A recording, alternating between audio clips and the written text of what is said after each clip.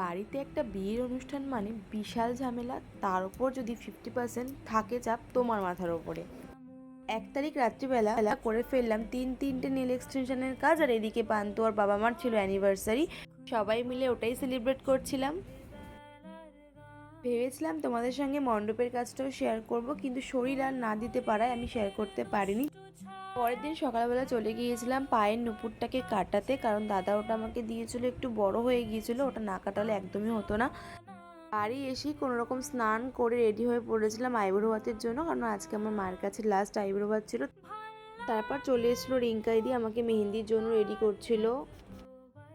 আর একদিকে সায়ন এসে বসে রয়েছে মেহেন্দি পরানোর জন্য, ওর আবার রাত হয়ে যাবে বাড়ি ফিরতে, সেই কারণে কোনো রকম গজামিল করে আমার মেহেন্দি অনুষ্ঠানটা কেটেছে। যাই হোক, মন মতো হয়নি, কিন্তু এর মাঝখানেও একটা ভালো খবর আছে, আমার বর আমাকে একটা সারপ্রাইজ দিয়েছিল। এই তো ছিল শর্টস, বাই।